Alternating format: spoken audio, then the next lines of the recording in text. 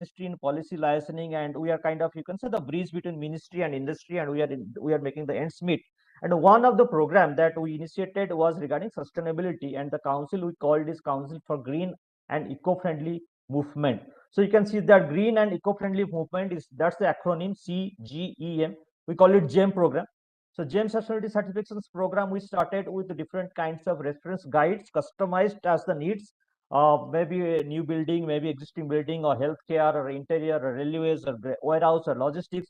So as and when needed, we can use different type of customized reference guides, and how the parameters and what are we customizing. That is what we will build up in next 2 hours or more than that. So green and eco-friendly movement is basically indigenous to Indian climate. That is the first thing that we wanted to make it different in terms of implementation of any kind of green building program in India.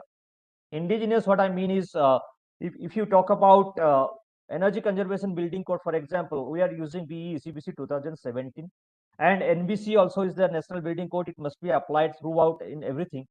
And fire and life safety also we are emphasizing as a sustainability parameter. Generally, what happens is, when you're talking about building industry, when you're talking about sustainability in building industry, there are a lot of things that goes unnoticed. One of which is fire and life safety as a sustainability parameter. So there are certain other things that United Nations recognized as a sustainability development goals. We call it 17 goals, and India is already in its way to make this program successful in all the 17 categories. So even if when I am doing a building, let's say I am a building developer or something like that, or a real estate developer, and through my CSR program, let's say I am doing something on zero hunger or no poverty, or anything else as such. So should we not say that a sustainability initiative, even if we are talking about building only, maybe directly, if not directly, maybe it's indirectly. So we are trying to accommodate, or at least recognize, that all the sustainability goals are part of the building industry itself, directly or indirectly. And we cannot be further away from the 5 commitment of COP 26. Maybe you can talk about any sector. You talk about building sector, industry sector, or manufacturing sector, does not matter.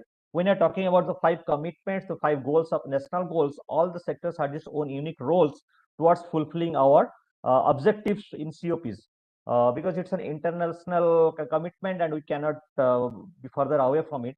So we made certain kind of parameters. For example, this is a new building parameters. What are these parameters? That I will not talk about right now. We'll go about it today, one by one. And there are with this point system, we have different kind of levels, but based on which we are kind of giving the rating to a building. Rating to a building, for example, means, for example, you have a refrigerator, right? A refrigerator, you have seen that there are different kinds of 1, 2, 3 certifications, like star ratings are there. So similarly, the dependent on certain kind of parameters, the building can also be rated, and that must be rated. Why it must be rated? That is the point of discussions, and we have a process and timeline set for that. And the key benefits that we will be expecting from any kind of green building rating programs, ASSOCHAM GM, I will talk about here, is the energy conservation, water conservation, or any kind of uh, resource optimizations that is related with green buildings, or any kind, or building footprint itself. And the GEM advantages is that it is one of it is best the first indigenous program. We can say that it is an affordable program, because we are calling it green and eco-friendly movement. So it must be affordable. And there is regular interactions between GEM project and project teams, even post certifications, and we have to do all these things, to accomplish all these things on site. We are making chapters, and there are few areas the chapters are coming up. Even if there are few areas where there is no chapter, that it just means that our presence in terms of a unit is there. But even if the chapter is not there, that does not mean that the GEM green build certification is not applicable there. It's not like that. But when there is a chapter in any kind of in any state, it gives a kind of more mileage to that area, because there will be too many consultants and architects will be expertise in those states. And as such, we have different kinds of there FAIR incentives that has been offered by different states. One of which is Rajasthan, where the FAIR incentive is given if you are going for such and GEM certifications.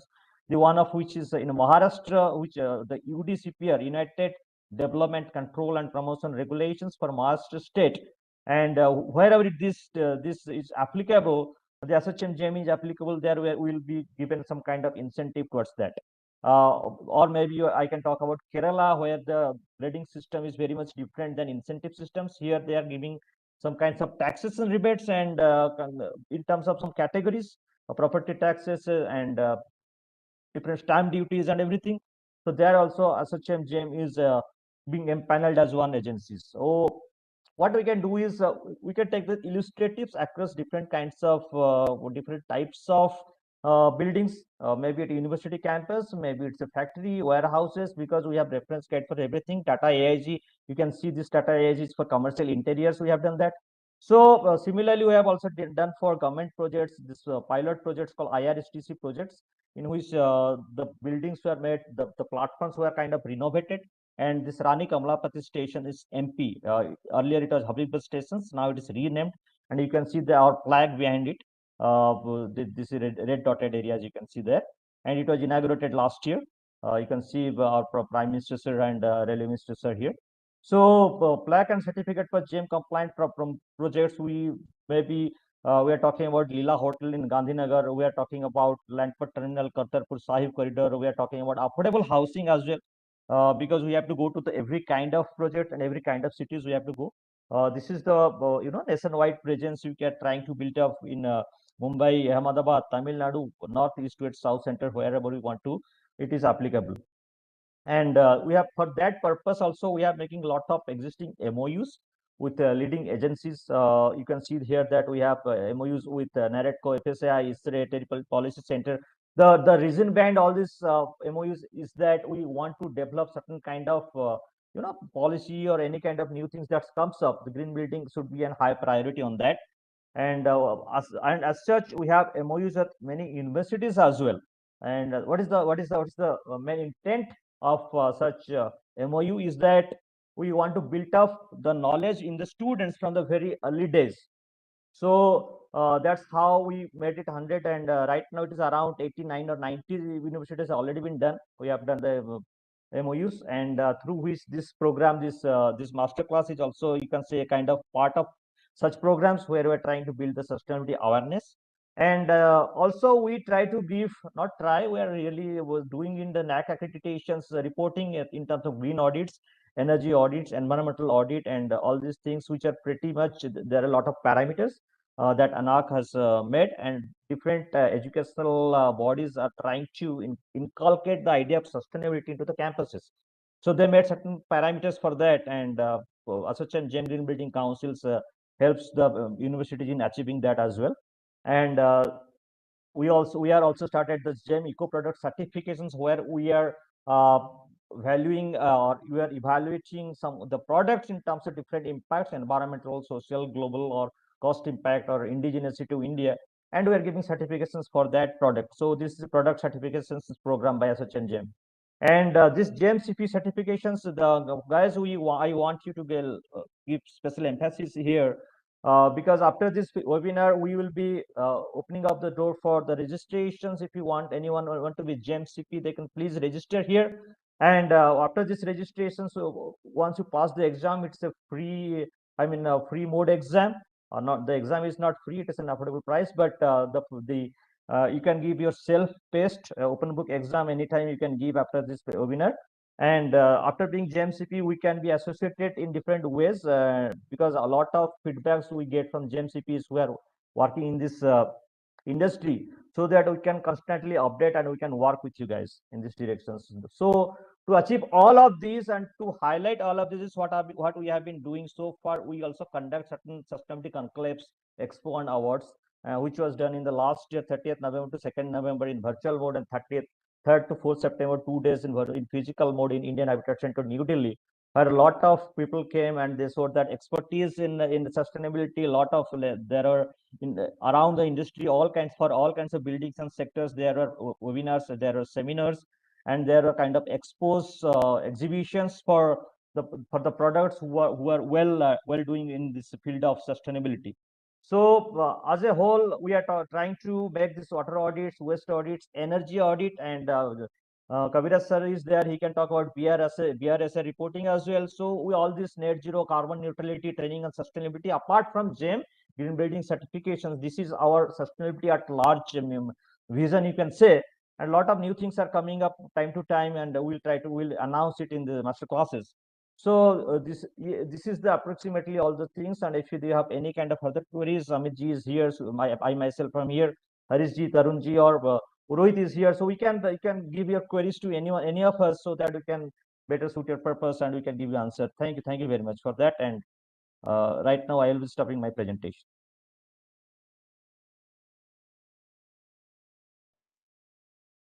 So guys, the floor is open for you. Before I move on to the next stage, please give your questions and everything, whatever you have.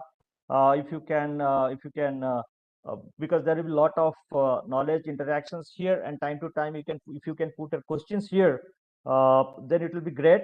Kaviraj ji I will invite a little while right now. But the thing is that if you can put your questions right now, we can questions, and you can get the answers right away for this session. So let me, Rohit, slide please.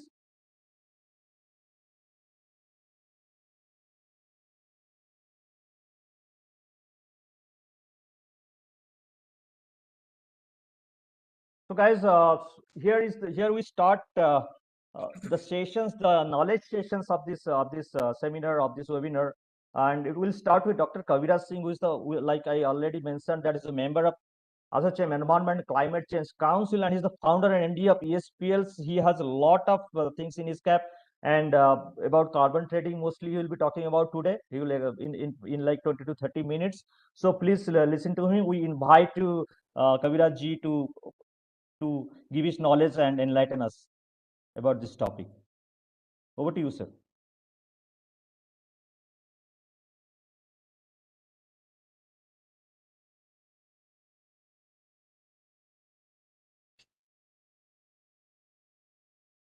So thank you very much, Subha sir. And I believe that you can see my presentation. If not, please let me know right now. Yeah, we can see. No issues. Okay, great.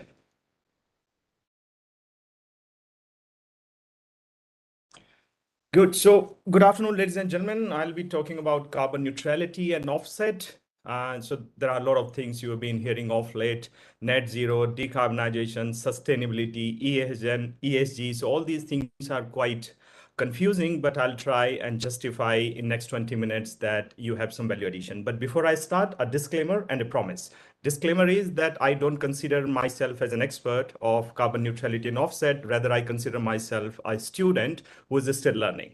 Promise is that next 20 minutes, I'll make sure that you have some value addition in your information, in your knowledge base, especially about two things, which is carbon neutrality and carbon offset. So let's move on. I'm pretty sure that you might have heard the story of a great Indian poet Kalidas, and the story is very simple, that there was a beautiful princess, and she was rejecting almost all the proposals coming to her for the marriage from different kings and prince. And then, all these kings and prince who were rejected made a group and then tried to give her a lesson in a hard way.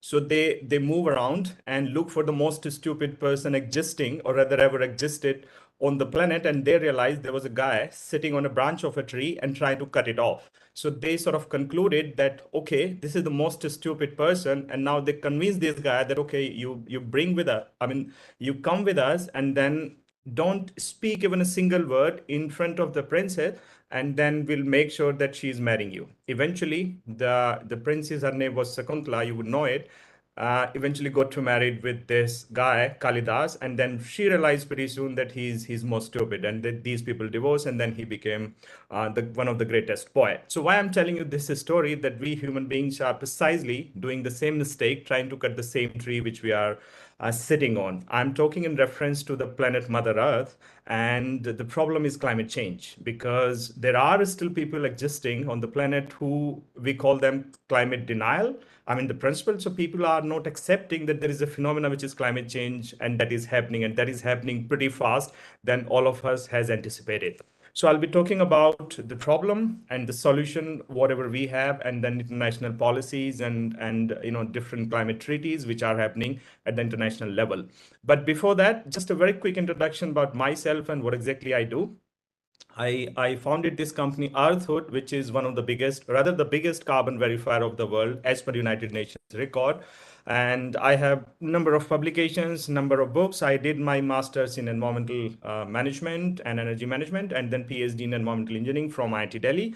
I am also fond of running marathons, like full marathons. Some of you who might know what does a full marathon mean. So precisely the distance is 42.19 kilometer. So you need to run this distance if you call yourself a marathon runner. Now, some of the people are asking me, why do you put this in a presentation? Because this has no relevance. And I say to them always that there is a relevance. I teach what I believe and what I do. So if you are running a marathon, you become conscious about your GHG emissions. Just to give you an example, my office is 4 kilometers from my house in Gurgaon. Normally I walk because, I mean, not just because of the fitness, but I also try to reduce my GHG emissions. So this company Alsod is, like I said, one of the biggest carbon verifier. And when we say carbon offset, so there are different emissions, different programs, different standards which are existing at the international level. So I'll be talking about all these standards and what are the pros and cons. And if you want to offset your emissions, what are the possibilities and what is carbon credit in a way. So I'll be talking about that. But as a company, we have different verticals: climate change, energy environment, ESG, decarbonization, and agroforestry. Good. So let's talk about the problem first so that we can understand the solutions and what we are talking about. So the problem is, ladies and gentlemen, global warming. And you would aware when we say global warming means there is average temperature of the earth, and the temperature which we have right now is increasing than the average temperature. Just to give you a perspective, the average temperature of the earth is 15 degree, but it has increased almost 1.16 degrees um, during last 2-3 decades. So it all started after the industrialization. So we started exploiting the coal, the hydrocarbons, and all potential sources of energy, which is releasing the CO2 into the atmosphere. And you would know there is a phenomena, we call it greenhouse gas effect. So CO2 is essential to maintain this temperature, which is 15 degree on our planet, which is Earth. Otherwise, the temperature would be sub-zero. And then we may not be able to survive and live on this planet. So CO2 is essential. But what we are doing, we are pumping in extra CO2 into the atmosphere. Before the industrialization, the ppm, which is the concentration of the CO2 into the atmosphere, was around 200 degrees, 200 ppm. But now it has increased to 420 ppm, and it's increasing. I mean, if you look at the picture or the graph which I'm showing, it all started after 1960, precisely after 1970, when we started exploiting the hydrocarbons. So it was a debate for a longer period of time. Some people were saying that no, it's natural. And then historically, if you look at the civilization of human beings, it was always fluctuations with reference to the temperature. So there were people who were not believing whether climate change or global warming is happening and all that. But now almost everybody has accepted that yes, there is a problem, and the problem is real, and it's approaching us pretty fast. If you look at some of the recent trends, then 20 warmest year on record have been in last 22 years. So every year we are breaking the record of the last year to become a warmer year. If you realize the trends of this year, some people are even complaining that the March 2022 was the hottest in 74 years. So there are trends, and there are clear indications that we all are under a situation which is very dramatic and that is problematic. So now this is a problem. What is the solution? Let's talk about what international communities have been doing over the years. So first time in World Climate Conference talked about climate change as a problem. That was 1979, the year I was born. Then 1992 Earth Summit. It talks about that there has to be a committee somewhere at the international level, precisely within the United Nations, where we can discuss the problems which we face. And then United Nations Framework Convention on Climate Change came into existence. 1994, the first agreement was into force. 1997, Conference of Parties talked about Kyoto Protocol. So Kyoto is a city in Japan, and then there was an agreement that we will do something about climate change.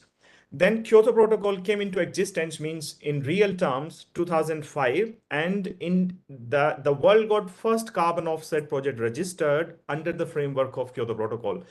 in same year, towards the end of 2005, I joined my professional career after completing my PhD from IIT Delhi, and I was involved in some of the first carbon offset projects happening at the international level. I did my first carbon offset project as a team lead in 2006, which was a CDM project in India. Then the Kyoto Protocol expired because there was a deadline with reference to the commitment period. And when I say commitment period, I mean some of you who might not know what is Kyoto Protocol. So Kyoto Protocol was a treaty at the international level where 194 countries were the part, and the treaty was pretty simple. That developed countries means all big economies, America, entire Europe, Australia, Canada, Japan, will fund the emission reduction in the developing countries. It was very simple, and there were no compliance whatsoever to cut down GHG emissions within the developing countries. So this was Kyoto Protocol, but the commitment period to achieve those emissions over and above the baseline, which was 5.2% of 1994 baseline, was 2012. So in 2012, Kyoto Protocol expired. Then came the second commitment period. But in second commitment period, most of the countries walked out. America, as usual, said, see, guys, I'm not part of it because this is just helping India and China because a lot of money is being pumped into India and China and Brazil from the developed countries. So the entire carbon market went down to zero, and then people started moving out, companies started moving out. So the terrible phase of the carbon offset market started from 2012, and it continues until 2018. Now it's bouncing back and bouncing back in a really terrible way. Then came the Conference of Parties, Paris Agreement 2016. So Paris Agreement, the difference between Kyoto and Paris Agreement is pretty simple. Paris Agreement talks about commitment on all the countries. It doesn't matter if you are a developing country or developed country. Everybody has to take the commitment. Subaji was just talking about COP26 and the commitment India has taken. So India has taken the commitment. Our Prime Minister Modi ji has signed this agreement, Paris Agreement himself, that India will cut down its GHG emissions at the rate of 35%. Means the intensity, we are talking about the intensity, not the absolute emissions. And now in the last COP, which happened in 2021 in Glasgow, India revised its commitment because Paris Agreement says if you are going to achieve your targets, you need to revise them. So basic difference, everybody has got the target, whether it's an economy which is developing or the developed countries. And then once you achieve your target, you need to revise them. So let's decode further what does Paris Agreement. So almost 187 countries are the signatory. And then the ultimate objective is that we need to control the temperature of Earth less than 1.5 degree increase. So 1.5 degree is the target. Now, in order to achieve that target, there are so much of the possibilities and the commitments which are being discussed in COP26 or Paris Agreement. But I'm just going to focus on two things which are related to carbon offset and carbon neutrality. Article 6.2 and Article 6.4 of Paris Agreement. Article 6.2 talks about that it's not necessary that the only option you have is cut down your emissions within yourself as a country. If you are not able to do so, you have the possibility to go to a neighboring country or any other country and request them that, okay, since you are overachieving your targets, so I will buy your credits. In a way, the carbon offset, like Kyoto Protocol, let's say a company in India overachieving its target, and then the company in the form of carbon credit can sell these credits to a company in Switzerland or in Germany because these companies are not able to achieve their targets. So this is Article 6.2. Article 6.4, the credits which will all these credits will be regulated by United Nations. Very likely the same way it was regulated under Kyoto Protocol, before Paris Agreement. So these are the two articles which are important. Now, so this is what international, treaties and policies have been doing over the years. Now, people are moving into a thing which is carbon neutrality. Now, this carbon neutrality may have or may not have direct relation with Article 6.2 and 6.4, because just to give you the understanding in technical terms, Article 6.2 and 6.4 has been agreed, but the actual protocols and procedures, how this will happen in real terms has not been published yet because it was agreed in the last COP only. Probably towards the end of this year, when the next COP is happening in Egypt, we would have some clarity that how a company in India would be trading the emissions under Article 6.2 and 6.4 in future. Right now, no clarity.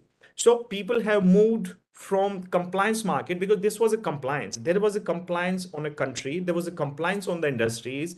Why people in Germany and Switzerland and United States were buying the emissions? Because they were compliance under Kyoto Protocol by their government on their processes and GHG emissions ultimately. So now people have moved to voluntary emissions. Now, what is voluntary emission and voluntary targets? As a company, if I'm taking the pledge that I will be carbon neutral as an individual, I'm talking to different people, and you will be surprised.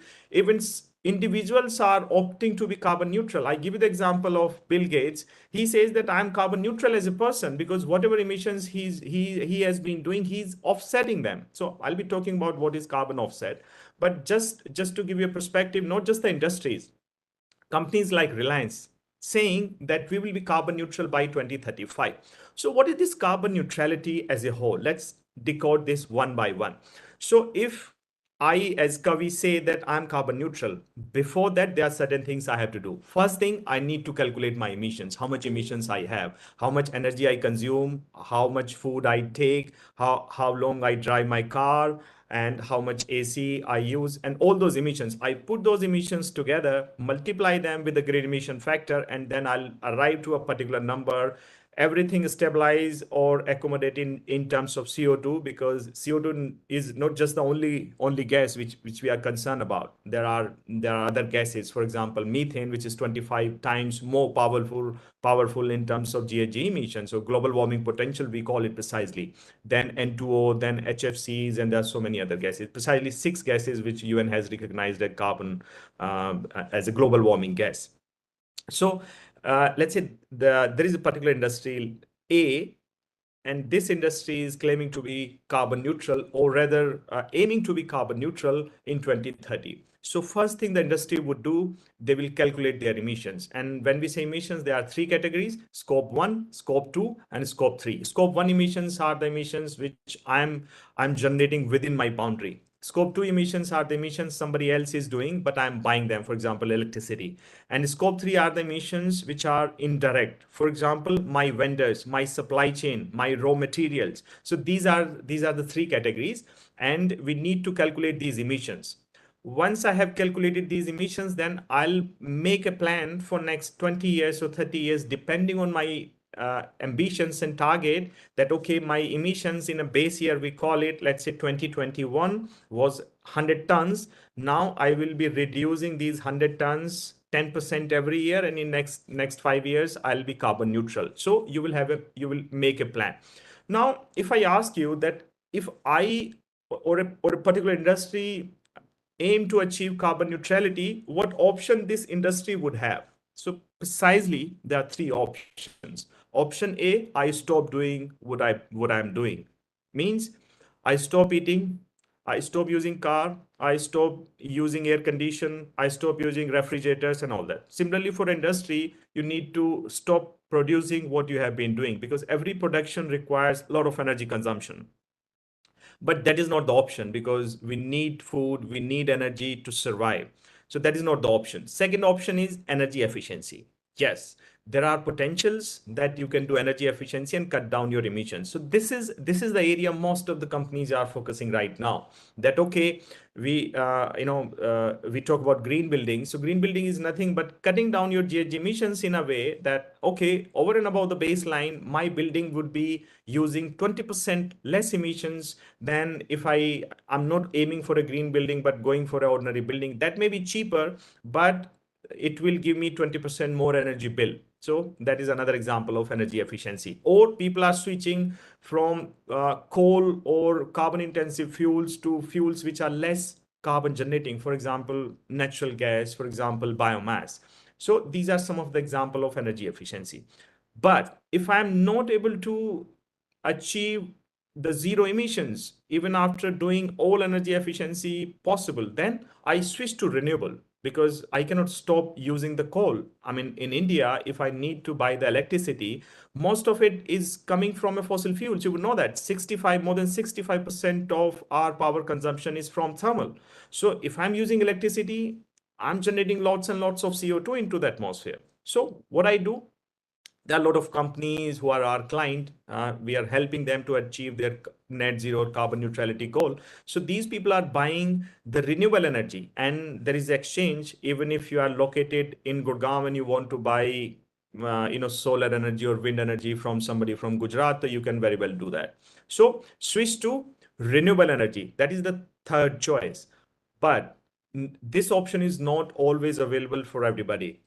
What do? You did energy efficiency, you did renewable, but you are not able to achieve your carbon neutrality target. So third option is carbon offset.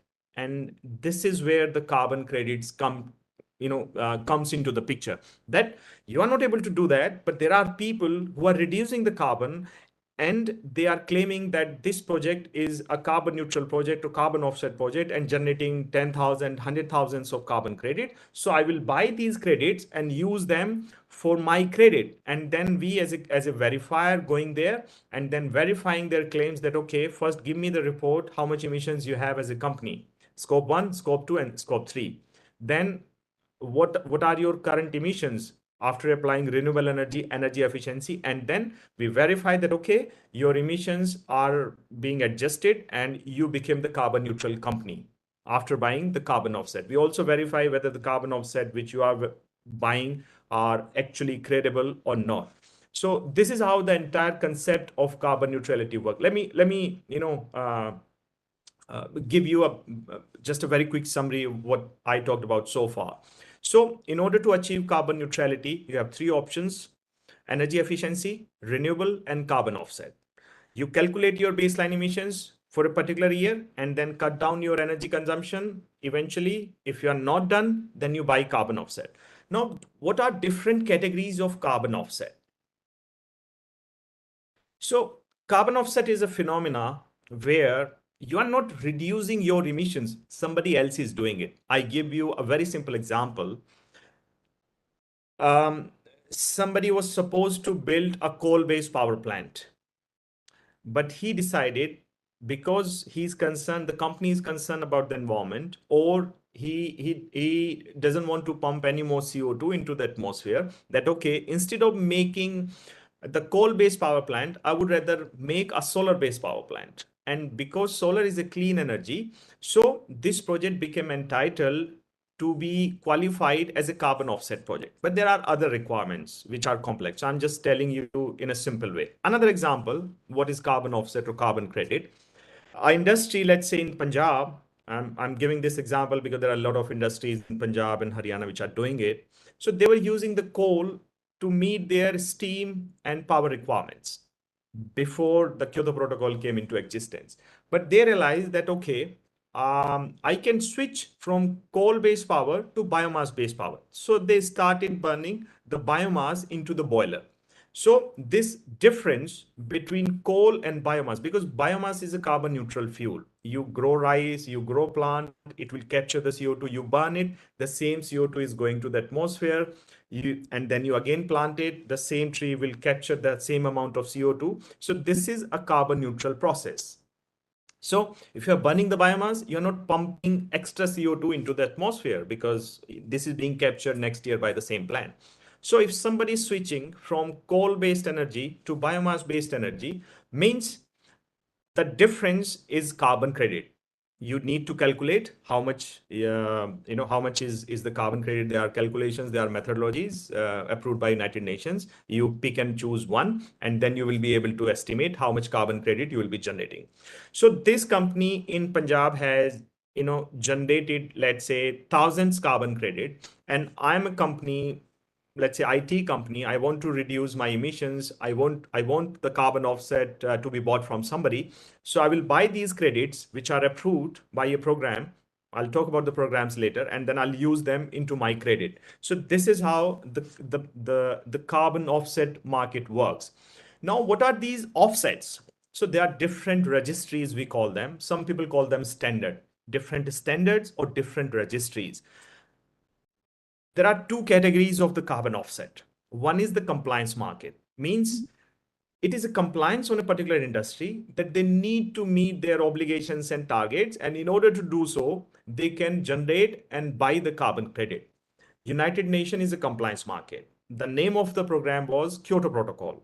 Now we are getting into Paris Agreement, precisely Article 6.2 and 6.4. So this was the biggest compliance market. There are few other, rather multiple compliance market which are coming up at the national level, at the country level. I give you the example of South Korean emission trading scheme, European emission trading scheme, which we call EU ETS. So what these schemes are, let's talk about South Korea. In South Korea, the government has put the obligations on the industries that you need to cut down your emissions every year, and then they have given them the number.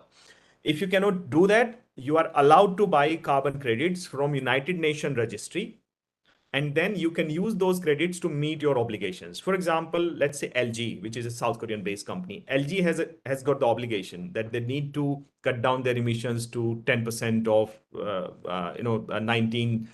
2016 level. So this 10% is, let's say, 100 tons. So they can buy this 100 tons from a company which is doing projects in India or Africa and generating carbon offset. Buy these credits, use them as their compliance in South Korea. So this is a compliance market. There are voluntary markets, which is picking up because compliance has finished in terms of Kyoto Protocol. Paris Agreement hasn't been in the picture so far, probably next year, maybe after 2 years. So companies who are aiming to be carbon neutral are buying the credits from Gold Standard, which is a registry based in Switzerland. You can register your project as carbon offset. There are thousands and thousands of projects registered. Vera, which is a registry from United States. Climate Action Reserve, it's a compliance market, but only applicable in California. Then Global Emission Standard, it's a new registry came in. And the latest one is GCC, a registry from Middle East, probably the first one in Middle East or in Asia. Most of the registries are overseas. There are a few other registries as well. And as we speak, I am also developing, we are also developing our own registry that is focused on the nature-based solutions, because people are not very comfortable buying the carbon offset from wind, solar, and hydros. People wants the credits from agriculture, from forestry, and all those scopes. So just to give the idea that how many registries we have. So these are the registries. All these registries are issuing the carbon credit, and one carbon credit is equivalent to 1 ton of CO2 reduction or capture. There are two categories. Reductions means you avoid it, and capture means agriculture, or rather afforestation, reforestation, that the tree has captured X amount of emissions. So avoidance and capture. Now let's talk about one by one. What are the pros and cons of these registries? CDM is the name of the program under Kyoto Protocol. This is still existing. You can still register your project, but United Nations says the project remains provisional unless the new rules of Article 6.2 and 6.4 are out. So almost 7,850 project registered, and there is another category program of activities where you group different projects and bring into one umbrella. This was possible only in the developing economies. For example, if you want to develop a carbon offset project in United States or England or in Europe, you cannot do that. Most complex to achieve because there were a lot of processes, documentation, procedures. So it wasn't that easy to achieve that compliance. Now these are voluntary. Where all countries are allowed. We are doing projects in England, we are doing projects in Italy, we are doing projects in Canada, US, Latin America, India. So you can develop a carbon offset project anywhere as long as you can prove you are doing the emission reduction. Total project registered with this registry are 2,500. Pipeline is really, really huge. I will not be surprised because this number is quite old. If this number is already 2,000, because there is a spike and almost everybody wants to buy the carbon credit. Whatever credits we had, everything is sold out. So people are sort of registering more and more projects. We are terribly busy. As a company, we have never been that busy as we are right now. Retroactive credits allowed means you can get credits for the past as well, as long as you can prove that the project was existing and doing emission reduction. Next is gold standard, more or less same, but focusing more on SDGs. I mean, it's not just the GHG aspects, but other aspects. For example, other than emission reduction, what contribution with reference to SDG this project may have? Women empowerment, if there are a lot of cook stove projects what we've been doing. So if you distribute a cook stove in Africa, then obviously you are making a woman life better because she has to cook the food for the family. And then ordinary cook stove, you would know the 3 bricks stove is generating a lot of pollution inside the house, not just GHG, but health related issues. So impacting women if project is also providing the empowerment in terms of childcare or other things. So we need to understand and analyze and then report how many other SDG impact the project would have. There are certain requirements if you apply a project, that you need to inform the gold standard within 1 year of the project start date, that yes, I'm planning to register my project, it's genuine, I'll come back to you within 1 year with the project documentation. This is a new one, GCC, and we as Earthhood became the first validator and verifier to be approved by GCC. And there are only 3 projects registered so far, because these people are also coming up with the complex requirements, and all these 3 projects registered are basically by us. And then the pipeline is huge. Why?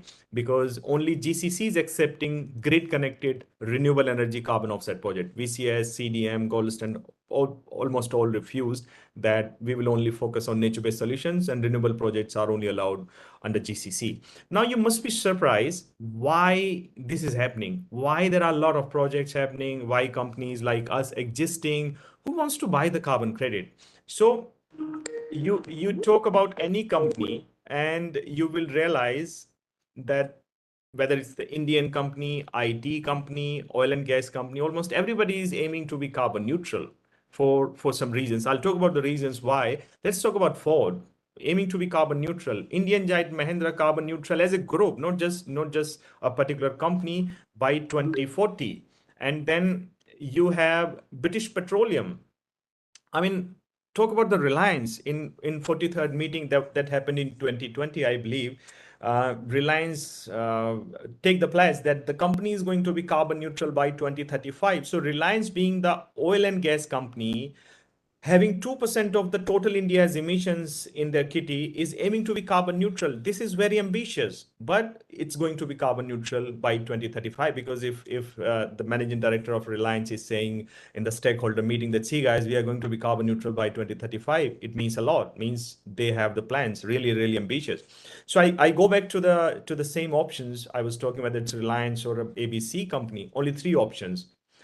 Do energy efficiency, switch to renewable, and then buy carbon offset. So Reliance, just a couple of months ago, brought the first oil tanker and claiming that this oil tanker is carbon neutral. Now, how can you make an oil tanker carbon neutral? Because the emissions are coming from oil. So the only option was buy carbon offset. So Reliance bought carbon offset from all these registries I was referring to, and then claimed that, okay, since I'm not able to reduce, but somebody else did, so therefore my this particular oil tanker is carbon neutral. Now, talk about the Apple, carbon neutral by 2030, and these people are doing a very, very good job. So not just carbon neutral, they will remove their historical emissions. Microsoft, they are calculating their emissions since the Microsoft came into existence, and remove them by 2050, and carbon negative by 2030. Means not just carbon neutral, but carbon negative. Means what you are doing is over and above the baseline. Means you don't have any much emissions, rather you are planting trees and capturing somebody else's emissions.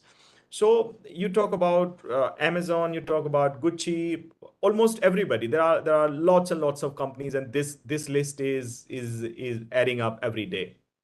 Now you must be thinking, why all these people are doing it. So obviously there is a problem, which is global warming, and all the companies wants to show that yes, we are also contributing as a group and as a team. Whatever we can do, we are doing.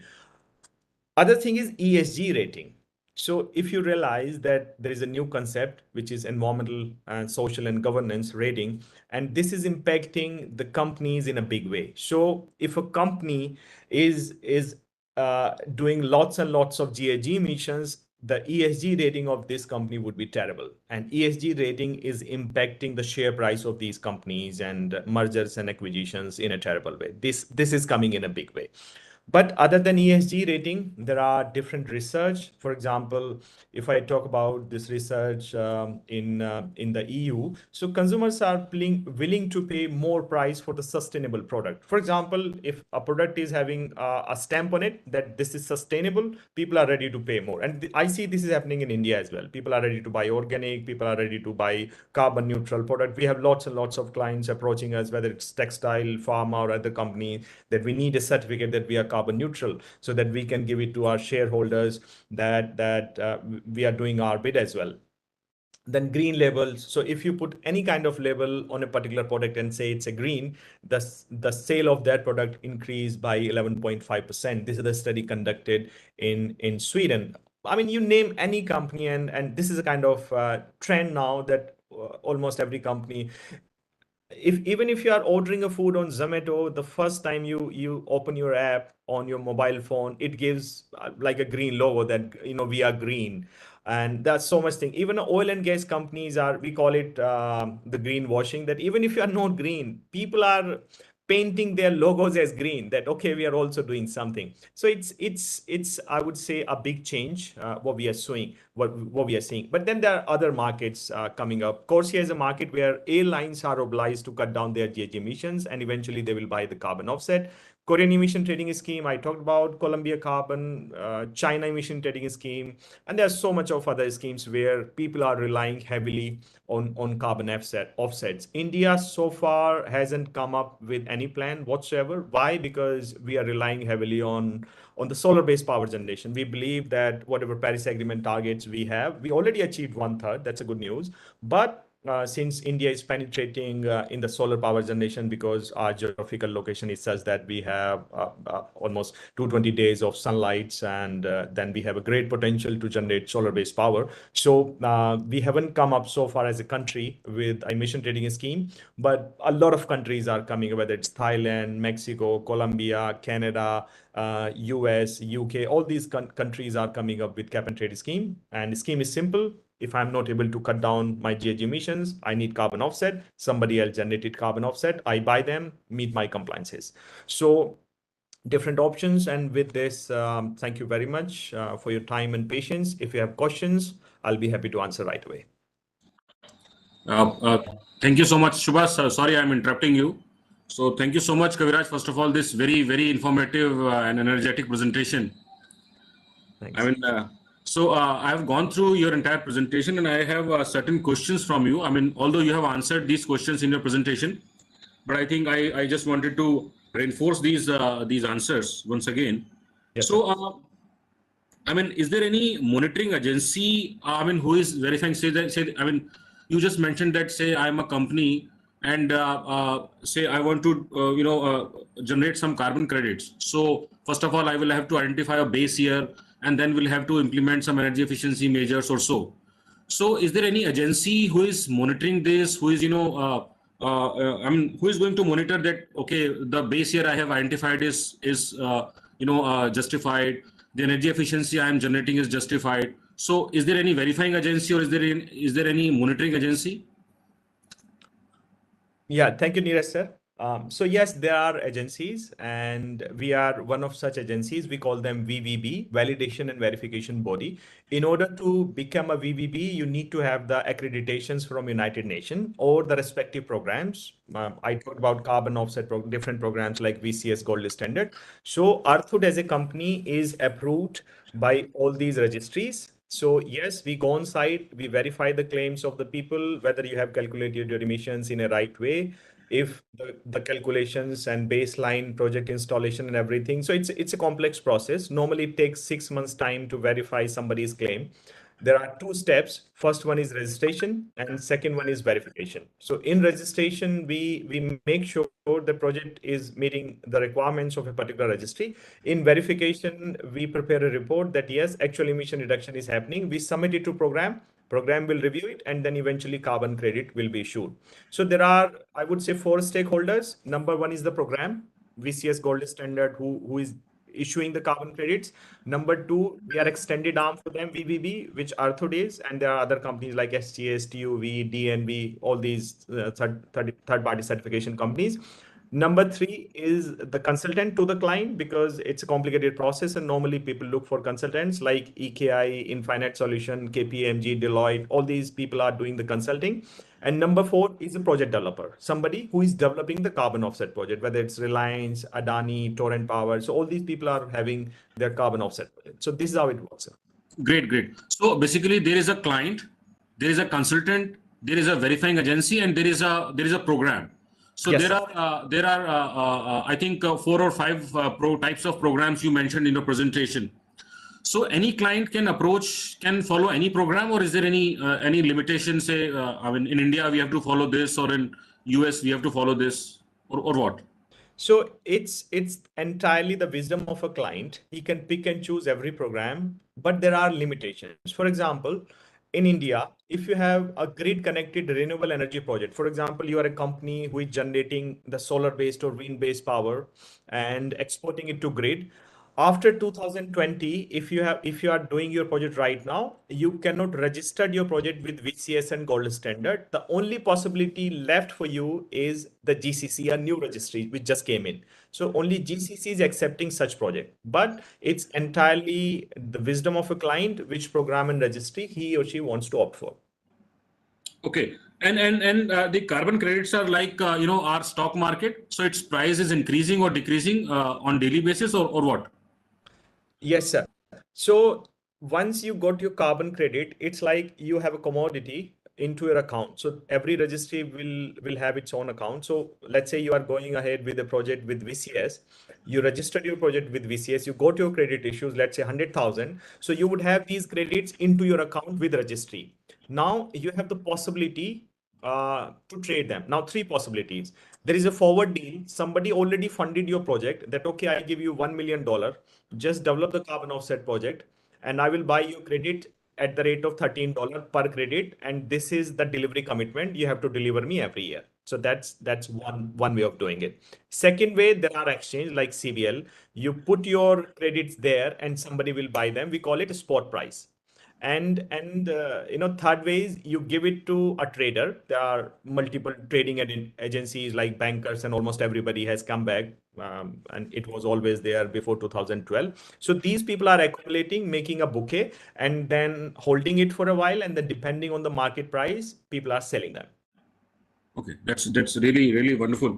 So just for my understanding, one carbon credit is equivalent to how much of CO2 reduction? So one carbon credit is always 1 ton of CO2. 1 ton But of CO2. yeah, if you say carbon credit across all registries, it's 1 ton of CO2. That is for sure. However, there are other gases I talked about. So everything has to be adjusted in the form of CO2. For example, if you have methane, you reduce 1 ton of methane, that would give you 25 of carbon credits, because 1 ton of methane is equivalent to 25 tons of CO2 because of its global warming potential. Okay, great. That's really very informative. So thank you so much, Kaviraj, once again. I can see that there are around 150 plus attendees listening to you. I think it is a very difficult number to achieve nowadays. But your No presentation problem. was really excellent. Thank you so much, Neeraj sir. Thank you so much. Thank you so much. Shubha, over to you. Thank you, Neeraj. Thank you, Kaviraj. That presentation was awesome. Really, I would say this is an eye opener for a lot of participants. And one thing I liked here, that the way you presented that the India is right now trying to be the sink rather than the source. I mean, trying to be independently doing it rather than exporting it to outside. So that might be good in terms of economy and GDP maybe. And all these things are somehow related to GDP. I can see the graphs and everything. And whether we are talking about this. The 1 ton of CO2 is equivalent to 20, I mean, 1 ton of methane is 25 tons of CO2. I mean, this is kind of, we are trying in our market, we're trying to equate everything to dollars, rupees or everything, and there is a dollar and something like that. So that's a very nice way of understanding this is a new currency of environment, I can say. So 100%. yeah, it should be maintained that way, and it should be like improvised, and a lot of things will be coming up in a good way for the positive impact on the environment. So guys, that was for Dr. Kaviraj Singh and enlightening us on carbon footprint. And I think Kaviraj ji will have some kind of commitment somewhere else. So let me check if there is any other questions. Okay, there is one question for you from the participant. With that, after that we can conclude. So I know, sir, you're tight with one schedule. So there is a question that can a hazardous factory come down to a zero carbon emission? Hazardous, like when I talking about emissions, and this is one step more. And hazardous in what sense, and how we can mitigate that kind of things in carbon emissions or offsets? I mean, is Okay. it really permissible? Okay, so two things here. I mean, first, I have something to add what you just briefed, Subha sir. So right now, the price of carbon credit is all-time high because I have seen all ups and downs. Like I said, I did my first project in 2006 when the market was really, really good, and then it went down terribly in 2012, but it started picking in 2019 because almost every company wants to achieve the carbon neutrality, and Neeraj says we're also trying to understand what is happening. So just before the Ukraine war, the price of carbon credit was trading around, I mean, from $6 to $16 because there are different categories. When I say six, so there are three categories of carbon credit: normal category, good category, and excellent category of the projects. Excellent category is the nature-based solutions, means somebody is planting the tree, agriculture, waste management, cook stove distribution. And then a bad category is hydro-based power generation credits, renewable credits, energy efficiency, like combined cycle, gas-based, or coal-based project. So price range from $6 to 16, but after Ukraine war it went down $3-4. But I mean that is just uh, um, immediate intermediate phase. I'm pretty sure that price is going to go up, and there are reports from McKinsey and other research organizations that it's going to go up to $50 per ton of credit in next 5-6 years. And I have no hesitation to believe that because I have seen all the ups and downs of the market that it's going to go up. So that's one point. Now, to answer your question on the hazardous factory, so when we talk about carbon offset, it actually doesn't matter what kind of factory you have, what kind of processes you have, and what exactly you do, as long as you can demonstrate that you are doing emission reduction over and above the baseline. Means you have a process where you consume fuel, coal, oil, natural gas, anything, and then you are switching to a technology which is going to use lesser fuel. So the difference of these two processes is your carbon credit. So if you are using coal in the baseline, now you say, I will not be using coal, rather I'll be using natural gas. So the difference of emissions, because obviously coal, if you burn 1 kg of coal, it would give you around 1.4 kilos of CO2. But if you burn natural gas, it would probably give you like 60 gram or 600 grams or 400 grams of the emissions, or even less. So this difference is basically your carbon credit. I give you another example, a very layman example. I go to my office. If I use a diesel based car and then I switch from diesel based car to a natural gas based car, so the difference in emissions is my carbon credit. As simple as that. I can make this as a carbon credit project. Now that's a separate story whether it's feasible or not, because I need to pay to consultant, I need to pay to registry, I need to pay to verifier. But this is just an example. I give you another example of Delhi Metro. Delhi Metro is a registered carbon offset project. So why? Because they are doing lots of energy efficiency. We talked about buildings, sir, before this call. So there are a lot of energy efficiency in buildings with reference to these certifications, LEED and GREHA certification, green building certifications. We did projects for real estate developers in Mumbai, 4 or 5 projects. So they claim that, okay, if I make this ordinary building, this will, let's say, use X tons of energy. And then if I switch to natural gas or to another like doing green building certification, then my energy consumption reduced to 20%. So this is a carbon offset project. So hazardous, not hazardous is not relevant. You need to see with the perspective how you are reducing emissions. So it's everything in terms of GHG emissions. Thank you, sir. I think that answers the questions. And right now we'll go to the more next segment because of the lack of time and everything. So, guys, if you have any kind of questions for Dr. Kaviraj, please you can. I think they can mail you. If you can just write your email ID, sir, in the chat box or somewhere. I did, So sir. that Yeah. Yeah. They can approach you directly. No Yeah. problem. So guys, there is the chat box kaviraj.singh@earthhood.in. So if you have any kind of questions, any kind of queries, practically, and then you please write to him. And we'll right now move out with our next segment, which is regarding the GM Green Building certifications parameters. Thank you, Kaviraj Singh. Thank you, sir. We'll move out to our next subject. Thank you very much. Thank you, everyone. So Rohit, can you please give me the presentation slides?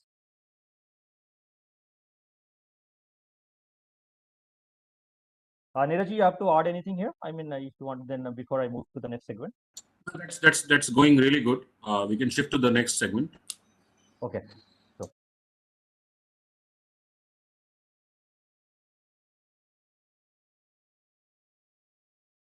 Rohit, please give me the presentation, right?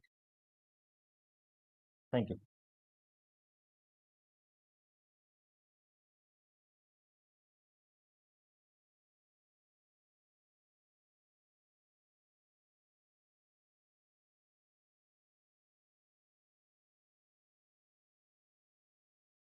So I am pausing my video for a while so that the bandwidth will be increased. So here we are. Here I welcome you once again to the online masterclass on all about GEM Sustainability Certifications Program, followed by GEM Certified Professional Online Exam that we would like you to register. And I will start with some kind of concepts which talks that when we are talking about carbon footprint today, or when we are talking about green building certifications, which is also a way of mitigating carbon footprint and everything. And here also we are talking about a lot of things that we are doing with energy efficiencies, water efficiencies, metal efficiencies, so forth and so on. So the point that we have to develop here is that I want to make you a perspective, guys, because when you are learning about sustainability, the first thing that we have to keep in your mind that we are not doing anything, you know, we are not doing anything for the nature here, because we are already a part of the nature. We are not out of it. We are not out of soil or anything.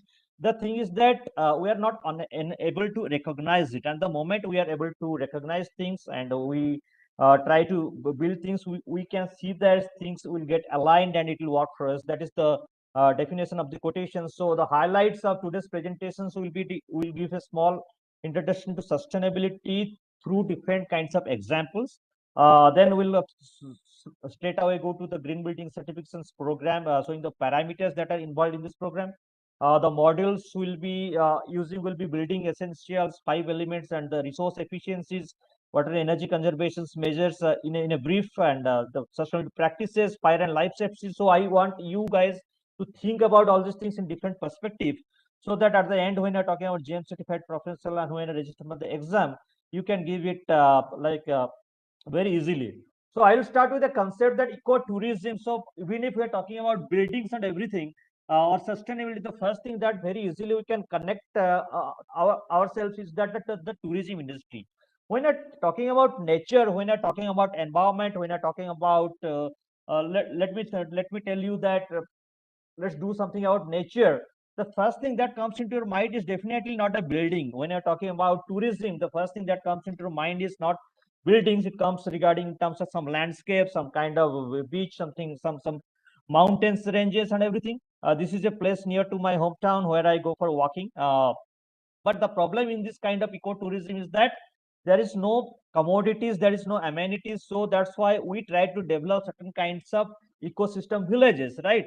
So now the building has to be integrated. Even if you are talking about tourism, even if we are talking about nature, we cannot live without nature, can we?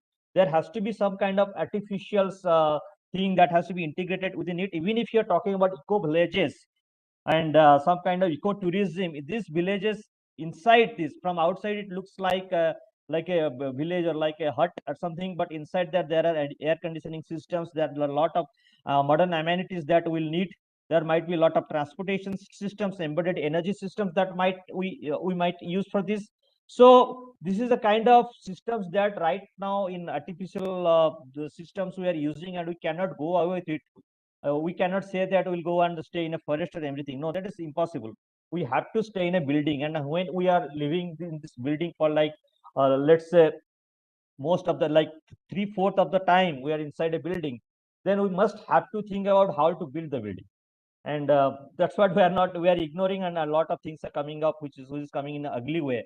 For example, here Sardar Vallabhbhai Patelji's statue of unity was in Gujarat, and we visited there a few months back, and lot of things, there are greeneries are that which are being made into little buildings, like there are energy vehicles, there are a lot of things around which are being built up artificially.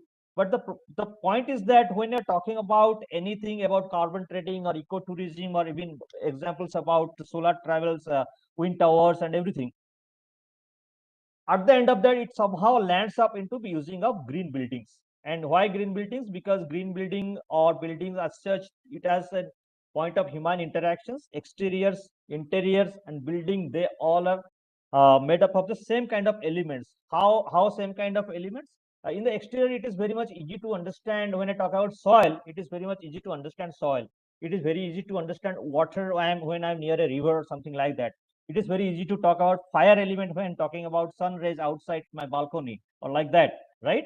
The materials itself, or the space itself, or the when I talk about air quality, we are thinking about a vacation place, but inside the building right now, I am here, I am giving this webinar, I'm inside a building. And does the five elements of nature, the soil element, the water element, the fire element, and space or the air, is it not being used inside right now? I mean, that's a myth. We cannot.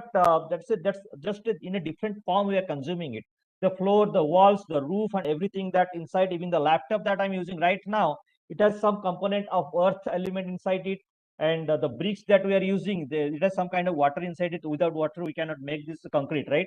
So somehow all the same things in a different form that we are using inside the building. So that's why the same principles, the same dynamics has to be used when you're thinking about living inside a building. That's why we call it green buildings, nature buildings, sustainable buildings. That's our emphasis on. And to do that in modern world, like Dr. Kaviraj ji was right now explaining about green building system and carbon offsetting, the same thing, the same languages when talking about building perspectives, it also has to be built up in terms of some kind of economical model has to be there, some ecological model has to be there, some equity model, social equity model has to be there, and we call it triple bottom line. And that's why in GEM, ASSOCHAM GEM, like I already explained to you before, there are certain parameters that we use. This is as an example. Today's class, we are using this new building parameters as your example. We have different kinds of parameters customized for different kinds of buildings, like commercial interiors or health or anything. And these 30 principles, let's say, we'll go by one, and that's the intent of this exercise. And after this, when you are registering for the exam, you will be able to understand the reference guide, okay, which is freely available in our website. And this principle 1, 2, 3, 4, you can see there is written maximum points E. E means essential. Essential, what is essential? Essential is mandatory. You have to do it. If you're doing a building, you have to get your plans approved by the government, and there is no say on that. You have to get some kind of fire and NOC certificate for the buildings. That is a mandatory. Construction management best practices. There are a lot of practices which is recognized by NBC, and that has to be done, like say, erosion and soil construction practices. And we'll go all over these things one by one. Now, look at this photograph. What comes into your mind? Uh, Even if it is a building, even if you are inside, either standing inside a building and taking this photograph, the contour of the soil, you can see the passage. There is a contour, and I guess it was the natural contour of this plot before it was built, or the water bodies is not artificial. It was lying there before. There might have been a lot of trees here which was not cut for these constructions, but when we made these constructions, when they made the design, the architect made the design, they made it uh, wisely that they tried not to interfere with the natural elements of that landscape. So it came out a beautifully nature integrated building. These kind of things we are looking here right now. So for that, this principle one, government approved plans, we already talked about before. Fire and life safety, it has to be done, the essential. Because if you do not go for the fire and life safety NOCs in a proper way, what might happen is an example, and the glimpse is it at engineer window right now. And construction management best practices, when we are talking about management best practices, what is the intent of it? Why you are doing this soil erosion and sedimentation control? Because there are a lot of times that the topsoil is very much fertile, and if you just scrap it away and throw it somewhere, it is not going to do any good, because after the construction again you have to fill it up, you have to get some topsoil for vegetation, for landscape, and it is a usage, it is a wastage of lot of energy resources and a lot of manpower. Many ways it is not economical, nor viable, nor feasible. So we are trying to make it essential or mandated or compulsory that when you are constructing a building, try to not to uh, what you call the disturb the topsoil element.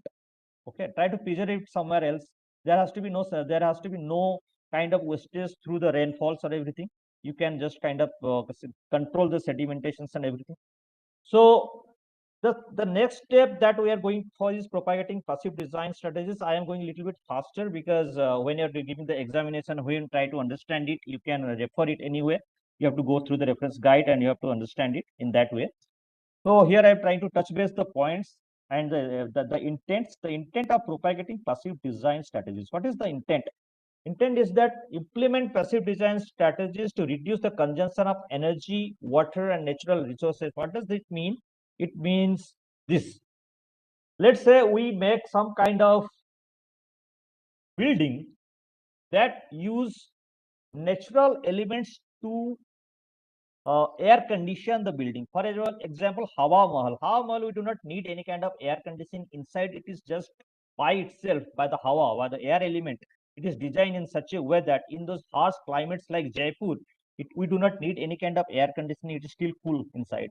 We have Jal Mahal, where they are using the water element to passively make this area cooler, right? And in Konark temple, the sun element is there. There is rainwater harvesting system is MP, where we sometimes we think that there are a lot of areas where the water is just being carried out by the mountains. But if you make some kind of rainwater harvesting and properly we keep it like that, we can use it. So passive design strategy is not nothing new for our system. It's nothing new for Indian tradition. It has been there in our blood. But the thing is that somehow in the modernizations of things, modernization, I am not degrading modernization, but it has to be in a proper modernizations, and it is easier for us right now. Why it is easier for us? Because we have technical tools available right now. We have solar power diagrams available with us. We know how the sun in a latitude and longitude is going to behave in summer and winter. We know how the wind is going to behave in certain kind of month of November versus month of April.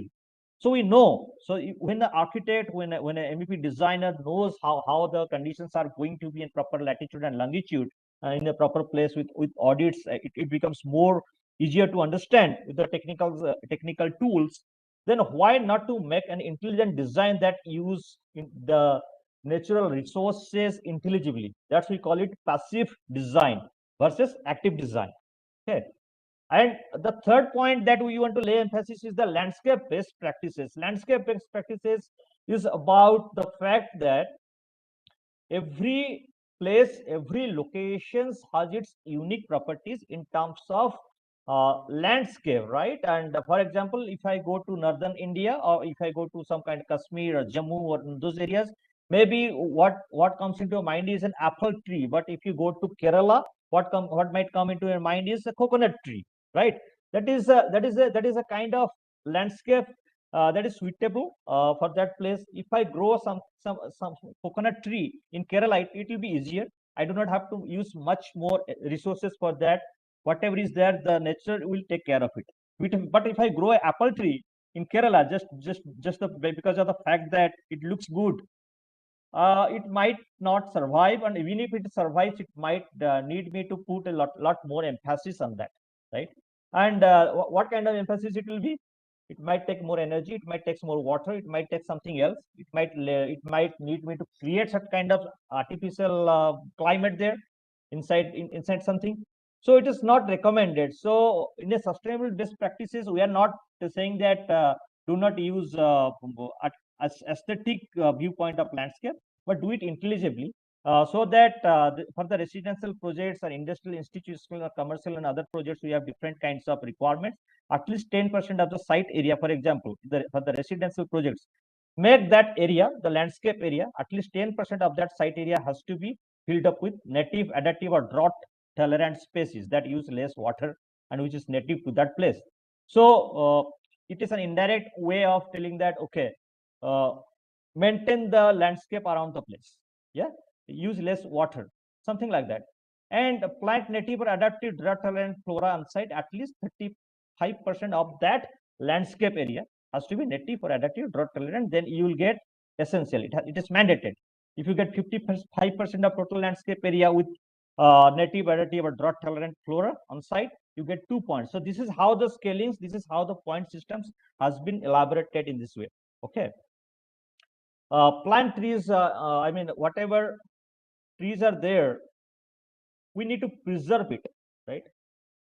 Let's say I'm going to a site where there are few banyan trees of 100 years old is there, and I just go for the sake of something, I just cut it without considering any kind of design which is possible. I just cut it. And can it be replaceable? And can I replace with this banyan tree with any kind of like tulsi ka podha or something like that? Probably not. Why? Probably it will not be possible at all.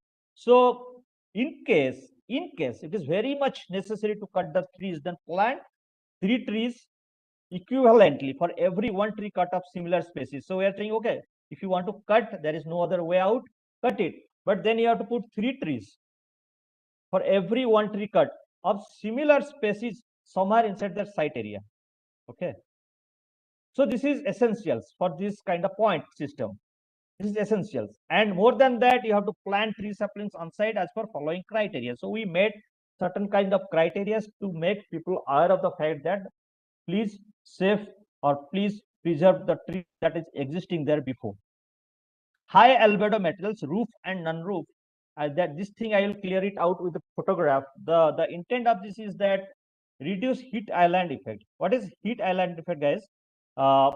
Let's say we are going to a kind of metro cosmopolitan area where there are 2 skyscrapers. Okay, and this is actually happened in one of the cities. I will not name it right now. There is one city, and I have seen this. There are 2 skyscrapers at the in other side of the road, and the facades are made of glasses. Okay, reflective glasses. And in the summertime, like this April or May seasons, this solar rays they gets reflected onto this road, which is made up of asphalt, and literally this asphalt is like, it kind of melts away.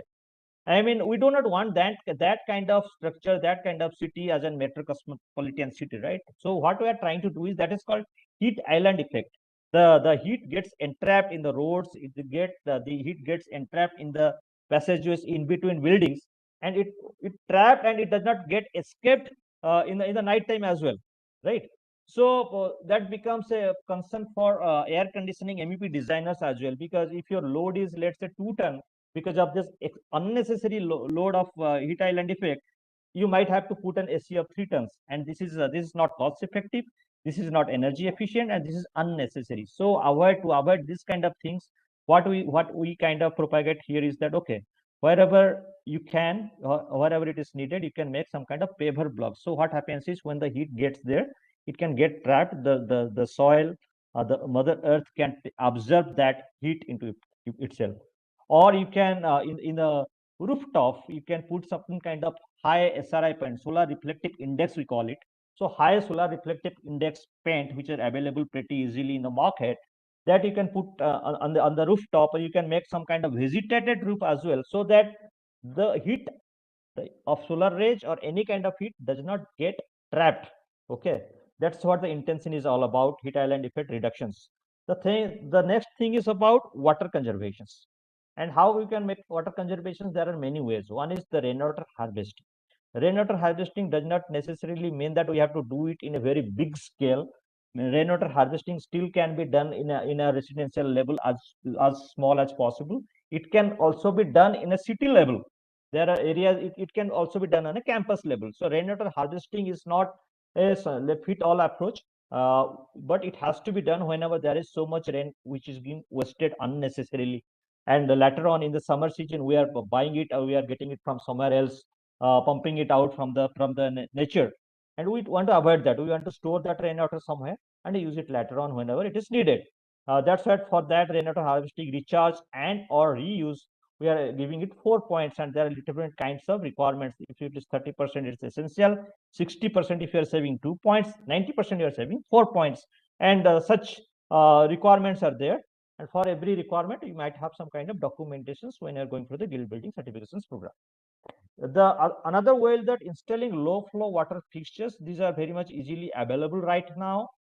You can see that in if you guys, there are a lot of guys who wrote me through my personal chat box that we are some FP in different game building certifications programs. So now, right now, here I would like you to lay emphasis on that. When you're talking about water, low water fixtures, it is very much easier for implementation point of view. If I go to the contractor or if I go to the client and say that please do so and so, install efficient water fixtures with this kind of parameter, it is very much easy. But if I tell you that do some kind of calculations which give me 35% less water or something like that, it might or might not be, some people might not understand it. So that is what ASSOCHAM GM Guild Building Certification Program lay emphasis on, that make it simplified, make it user understandable, so that in the implementation level it can be easier for them.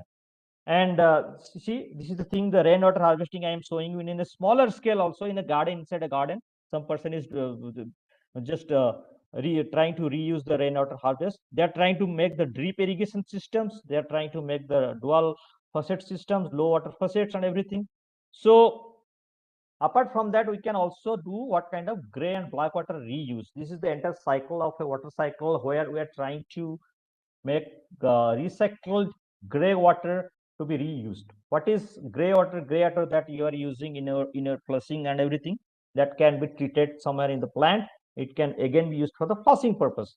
If you cannot drink it, of course, but you can use it for flushing. You can use for landscape if the government allows it in that place. So there are a lot of ways this same water that we are consuming that can be recycled back into your usage inside the buildings. That is how we are trying to conserve water. A lot of water conservation measures, a lot of the water level is going down. Maybe if you are aware of it, the water level is going down day by day. So that's why in this kind of situations, we might have to give our own bit, whatever way possible, to conserve water. So irrigation best practices, the same thing. I was talking about the drip irrigation regarding rather than sprinkling water by a pipe where a lot of water get discharged through air or through evaporation or through some other means, we can just time it through sensors. We can just make the kind of drip irrigation system whatever way is possible, and the water will not be wasted in this way, and we'll get the amount of water required for that soil and for that plant which is being planted in that soil. So this is moreover about energy and water conservations and soil conservations. But how to measure it? For that also we put this measurement of energy and water consumption processes. So now let's say I say that I am saving energy or saving water or sometime. How we'll know that? How we'll treat that? How we'll get that? Okay, we're doing it properly. That's why we put a point system for energy level, and for how the energy will be conserved. That's architect Nina Raichechi will explain in the next slide or in the next presentations. So the thing is that when you are going to be going for energy conservations or water consumption or conservations, it has to be monitored somewhere. That's why we made this energy meters and water meters, 2 points for 3 water meters, 3 points for 5 meters in different levels: domestic, flushing, irrigations, let's say municipal water, bore well, or solar hot water. So different kinds of practices where we can put our energy meter and water meter, and we can really check how good we are doing it. So for that, we have put certain kinds of point system here, right? The next thing is that now we talked about water, we talked about the mother earth, soil, energy will be the next presentations. Now we are talking about waste management. Let's say what kind of waste we are consuming in a building. So we are talking about green building, right?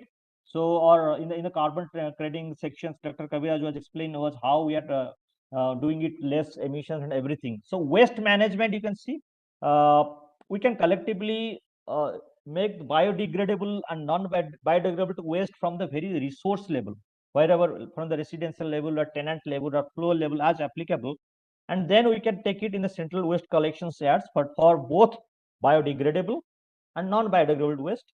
And then what will we do with it? we can do it on site conversion process, or we can send it to some kind of municipal waste sections as the government wants, right?